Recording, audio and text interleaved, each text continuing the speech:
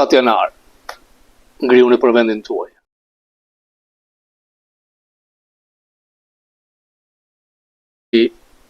Ekskluzive për Focus TV, çka do transmetohet në New York, me ambasadorin Bolton, lidhur me Groenlandën, Venezuelën, Kubën, por dhe për Ballkanin.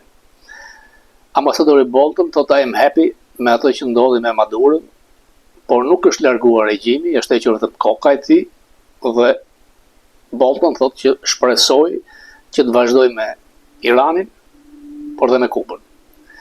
Lidhur me Ballkanin, zona jonë rrezikohet ende nga rusët. Ligji i ri i kaluar në Kongres i jep diçka më shumë si një mundësi për të luftuar. Kam diskutuar gjatë korrupsionin e qeverisë Rama në narkoshtet, kemi diskutuar për artikujt e shumt në median e djathtë amerikane, dhe ajo që doja të vlerësoje që Rama ka vendosur gjithçka me blerjen, se shkujton ai të Kushnerit, por ambasadori Bolton do të thoshte që Kushner nuk ka aq fuqi sa kujtoni ju dhe nuk mund ta shpëtojë. Ky është lajm shumë i mirë. Lidhur me Grenellin, ka theksuar që nuk e ka më atë pushtet që ka pasur në lidhje me Kosovën. Natyrisht që ambasadori Bolton, si dhe Pompeo, kanë qenë në mbështetje të operacionit të drejtuar ushtarak nga presidenti Trump, dhe ideja që është legjitim, nuk ka ndonjë shkelje të ligjit ndërkombëtar kur flitet për një trafikant, një njeri që ka vrarë, siç do shtoshte Trump, me miliona vet. Wall Street Journal ka patur një shkrim dje lidhur me ato që europianët kanë sulmuar që është shkelur ligji ndërkombëtar. Rubio do të jepte përgjigje që ne nuk mund na japin mend europianët në lidhur me ligjin ndërkombëtar. Është arrestuar një trafikant kokaine, një njeri që ka pasur mandat arresti nga gjykatat amerikane. Stop. Ide të ndryshme që CIA ka pasur bashkëpunim me ushtrinë e Venezuelës, me generalët, mund të jetë si mundësi. Kjo e thënë nga Bill O'Reilly, të cilët e kanë treguar të gjitha lëvizjet, vendin ku ka qenë Maduro, pra e kanë shitur. Megjithatë, diçka që unë do të vëja re ishte që atë ditë në komandën, dhomën e komandës, që në fakt ishte në Mar-a-Lago, jo me sigurinë e madhe, mungonte J.D. Vance, shefja e kabinetit të thashtu, po mungonte Tasli Gabbard, edhe ambasadori Bolton thoshte që i ke kapur me zyrësi. Mbase Vance kërkon të distancohet, duke e parë veten si kandidat të mundshëm presidencial, duke mos dalë kundra Magës, sepse Maga nuk do asnjë qëndrim të tillë me politikën e jashtme nga presidenti Trump. Maga voton për problemet e Amerikës. America first. Në përplasjen midis J.D. Vance dhe Rubio është forcuar nga aksioni. Deri tani Rubio nuk është pyetur fare, sidomos për Ukrainën absolutisht, dhe sekretari i departamentit amerikan de facto ka qenë Witkoff. Rubio do të rritet më shumë nëse do të arrijnë të rrëzojnë edhe qeverinë komuniste të Kubës. Rubio e ndjen, e di se çdo të thotë vuash nga një regjim socialist dhe komunist, sepse vjen nga prindërit e arratisur nga Kuba. Rubio ka akses me kongresmen dhe senator nga Teksasi në lidhje me Shqipërinë.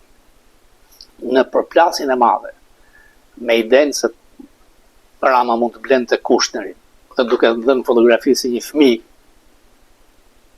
kur nuk ka takim zyrtar, Spaku mbështetet pikërisht nga strukturat në Washington që mbështesin Deep State, CIA, Pentagon, FBI, dhe duket që edhe Rubio është pro. Ka pasur dhe forca të tjera të sponsorizuara nga hijet e Ramës për me Soros, me lidhjet që kanë me Kushnerin, por SPAK nuk tërhiqet. Kjo është kryesorja. Edhe njëri u them që nuk ka pasur shkeljet ligjit ndërkombëtar kur një person nuk është legjitim në zgjedhjet vjedhura. Por ambasadori Bolton ka qenë i angazhuar në kohën e presidentit Bush, ka qenë nën sekretar shteti, ka qenë dhe ndihmës prokurori përgjithshëm. Në atë kohë është zgjitur me zgjuarsi kandidati të cilët janë vjedhur zgjedhjet në Nicaragua, ka kërkuar forcat amerikane që të vinë ndërhyrë, kanë shkuar 40.000 trupa. Në këtë radhë, Amerika nuk pret, nuk ka pse të marrë aprovim paraprak nga Kongresi, sepse ka drejt Trumpi për rrjedhje dhe merr fund çdo gjë.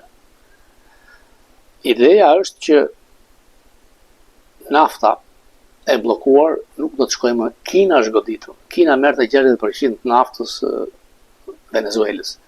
Në qoftë se rrëzohet edhe Irani, Kina nuk ka burime të naftës nga këto dy vende që e jepnin thuajse falas, dhe natyrisht këto do të godas edhe ekonominë e Rusisë. Ideja që Kina mund të marrë Tajvanin është bluff. Nuk mundet. Do t'i kushtoj shtrenjtë. Nuk është aq e lehtë, është një vend i armatosur, i mbështetur fuqimisht nga amerikanët për disa dekada. Presidenti Trump edhe një herë tregon që përfaqëson forcë dhe nuk e ndal askush, edhe në Groenland do të gjenden në mënyra të ndryshme që Amerika të marrë Groenland. Siç më tha ambasadori Bolton, kemi pasur 16.000 forca ushtarake atje. Kanë qenë majtët që kanë hequr dhe kanë ndruar me 50. Mund të gjenë modalitete ndryshme. Unë jam marrë vetë me këtë. Interesat kombëtare të Amerikës janë që Groenlanda të kontrollohet nga amerikanët. Pikë. Nuk diskutohet. Në Ballkan, rreziku rus vazhdon. Është minimizuar, thuajse fare, Grenell. Nuk është më forcë politikave amerikane në Kosovë dhe në Ballkan. Ky është lajm i madh. Ndërkohë, ato artikujt shumë në median e djathtë amerikane janë një preludi qëndrimeve që s'pak do të marrë. Por duhet më shumë trysni, presion në një lop të munguar, nuk bëhen me pagesa, me të blerë, ja, bëhet me punë, me ngulmim, çdo shqiptar amerikan. Në çdo shtet që është ka drejt të shkruajë senatorit vet. Të ngrer këto probleme me miq, me njerëz të djathës amerikane, Pompeo, Bolton me të gjithë, të tregohet ashtu siç është shteti narko-shtet i Ramës është më i rrezikshëm, më i ndyrë se shteti narko-shteti i Madurës. Ky është fakt. Por janë shqiptarët ata që do të vendosin. Nuk edhe Bolton e ndan këtë mos mendoni se do të vinë delta të forcë në Shqipëri se të shkuan tek Maduro. Mënyrat, mesazhet janë të ndryshme. Thjesht dhe një dhënë dore nga Kushneri. Time to go. I hope.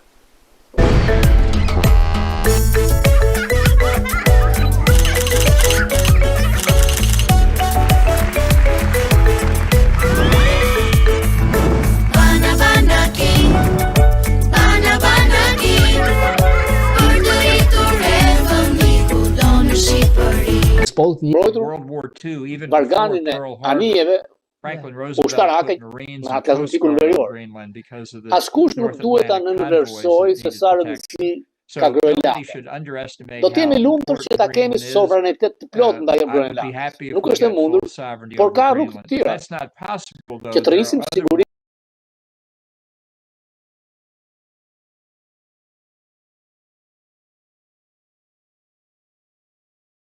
It's one reason the Russians have not felt any obligation to sit down and negotiate.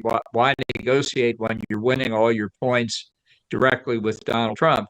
So Putin has a stake in not irritating Trump, not losing some of what he's already got. Europa ka reaguar duke thënë që si ka mundësuftës, ndërkohë që euromianët nuk kanë mbajtur premtimin që në 2014 për të patur 2% të GDP-s shpenzime ushtarake. Befas kërkojnë të dalin si forcë, por BE-ja nuk ka as forcë diplomatike, as forcë ushtarake. Nuk mund